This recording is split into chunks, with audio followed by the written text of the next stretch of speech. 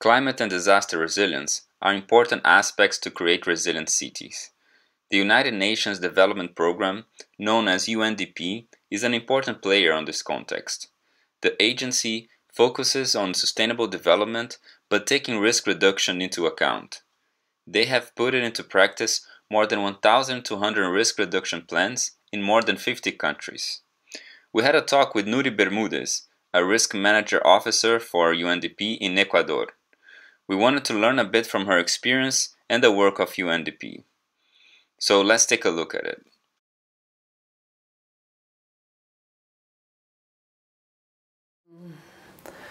The main role of a disaster risk management officer is to provide high technical assistance to the people and the countries. The main function is to design and implement programs and projects and strategies to help the government, the communities, the private sector to mainstream disaster risk management, to design and implement policies, public policies, to achieve a more resilient society. Now, more and more human settlements show high level of vulnerability. The risk accumulates and increases. The role of this position is to contribute with the different governments to increase their capacities at technical and political level, to strengthen their governance mechanism and policies on urban planning, reduction, preparedness, response, and recovery. Disaster risk management needs to be incorporated into the different subjects.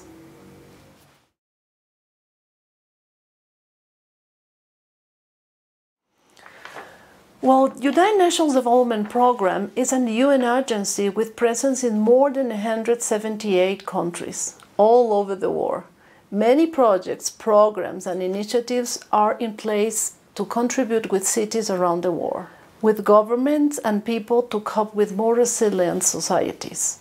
On December 2017, UNDP produced a document called Resilient Zero Carbon, Risk Informed and Sustainable.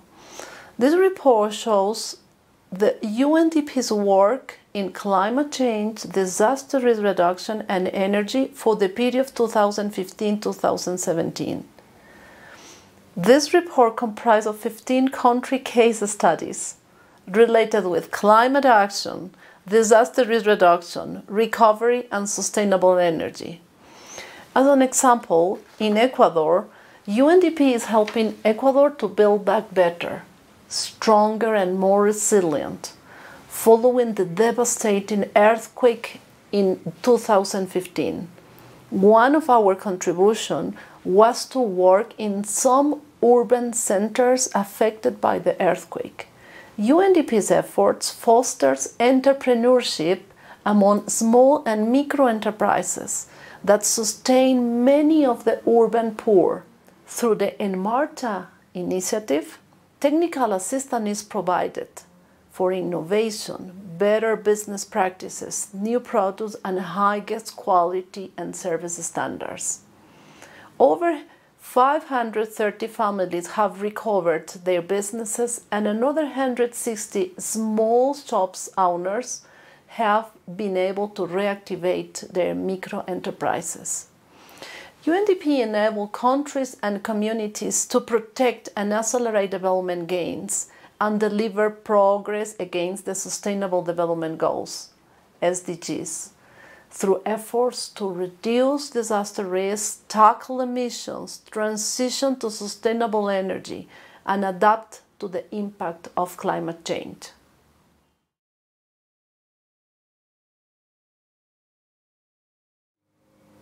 Well, resilience is a vital element in many stages of development and crisis response.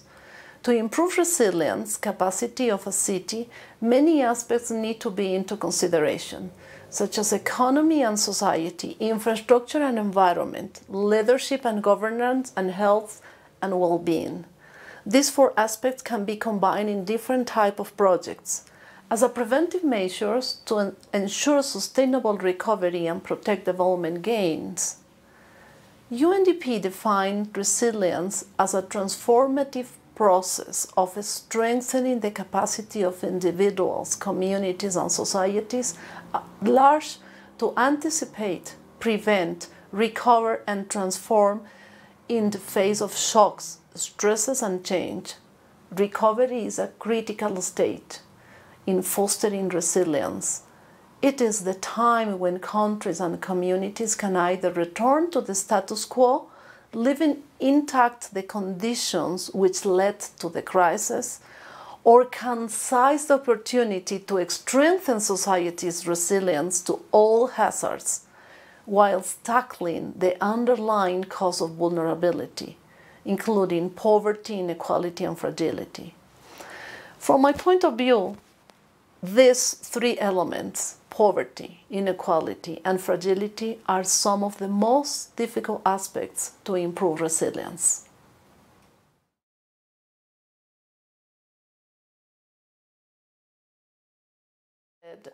The word resilience is becoming a term of mandatory use.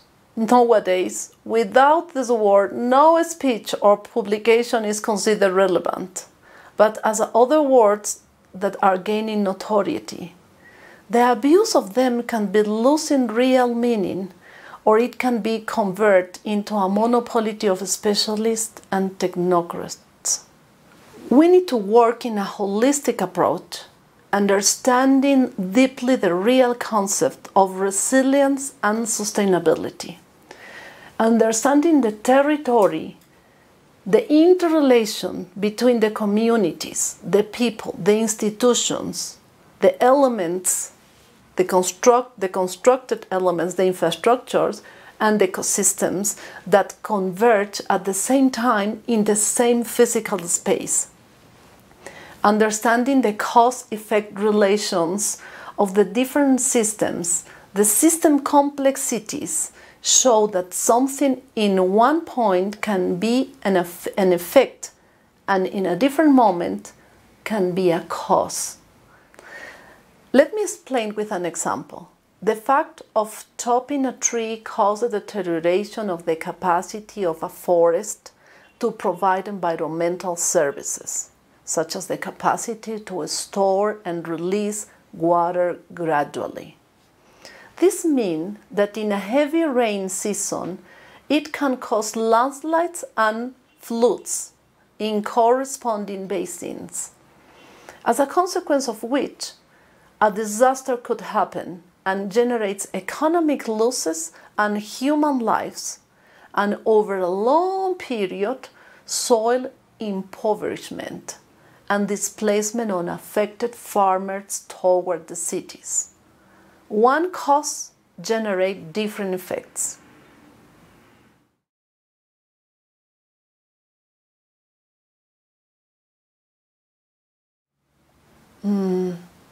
You are the new generation to continue writing the story of this planet.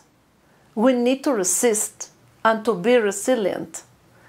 Then we need to act quickly, in an innovative way of thinking, focusing on the poorest people, leaving no one behind.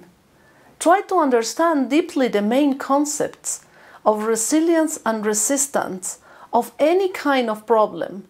Interact between different academic backgrounds and deeply understand the complexity of the system. What are the cause-effect relations? What could be the successive effects that this cause could create? We need to find adequate adaptive solutions. The need for action is urgent. Risk, vulnerability, and the lack of capacity, and we need to protect the countries and communities from climate change and disaster. These are central issues, indivisible from sustainable development.